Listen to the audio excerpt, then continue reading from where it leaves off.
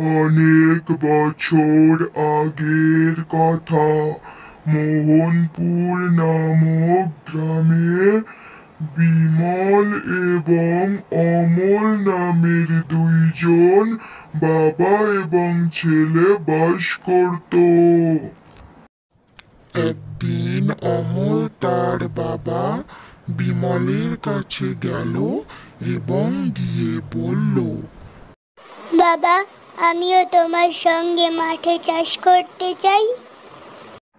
না অমল বাবা, তোমাকে আমার সঙ্গে মাঠে যেতে হবে না।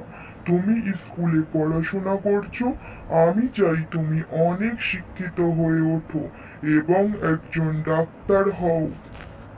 বাবা, আমরা তো অনেক গরিব, এটা আমি জানি। আর তুমি তো আমার লেখাপড়া শেখানোর জন্য দিনরাত অক্লান্ত পরিশ্রম করছো। আমার এটা দেখতে একদমই ভালো লাগছে না।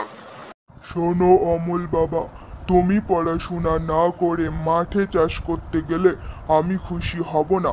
যেদিন তুমি পড়াশোনা করে ডাক্তার হতে পারবে সেই দিনই আমি সব থেকে বেশি খুশি হব। এরপর থেকে অমল দিনরাত ধরে পড়াশোনা করত।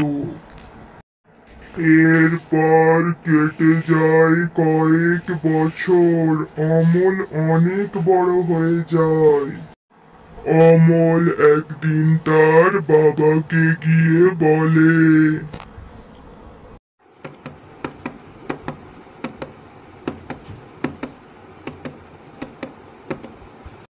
বাবা, আজকে তুমি অনেক খুশি হয়েছো তাই না? আমি আজকে তোমার কথা রাখতে পেরেছি, আমি একজন ডাক্তার। হ্যাঁ অমল বাবা, আজকে আমি খুব খুশি, কারণ তুমি তোমার পরিশ্রম করার জন্যই আজকে একজন ডাক্তার হয়ে উঠলে। এজন্যই পরিশ্রম করলে তার ফল আমরা নিশ্চয়ই পাই।